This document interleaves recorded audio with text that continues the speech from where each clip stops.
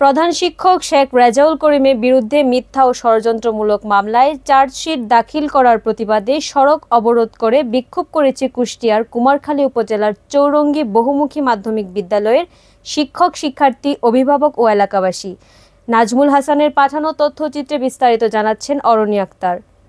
কুষ্টিয়ার কুমারখালী উপজেলার চৌরঙ্গী বহুমুখী মাধ্যমিক বিদ্যালয়ের প্রধান শিক্ষক শেখ রেজাউল করিমের বিরুদ্ধে মিথ্যা ও ষড়যন্ত্রমূলক মামলার চার্জশিট দাখিল করার প্রতিবাদে সড়ক অবরোধ করে বিক্ষোভ করছে শিক্ষক, শিক্ষার্থী, অভিভাবক ও এলাকাবাসী।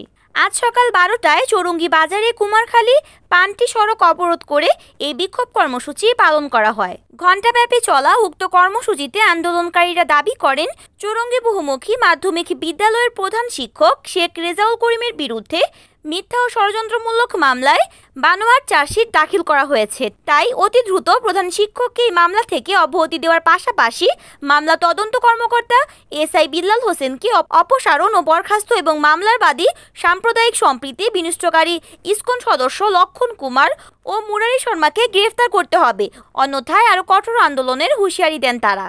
উল্লেখ্য, গত 18 মে চৌরঙ্গী বহুমুখী মাধ্যমিক বিদ্যালয়ের 6ষ্ঠ শ্রেণী এক শিক্ষার্থীকে যৌন হয়রানির অভিযোগে প্রধান শিক্ষক শেখ রেজাউল করিমের বিরুদ্ধে কুমারখালী থানায় মামলা করে ভুক্তভোগী মেয়েটির বাবা। রিপোর্ট করেছেন কুষ্টিয়া প্রতিনিধি নাজমুল হাসান, NAN TV।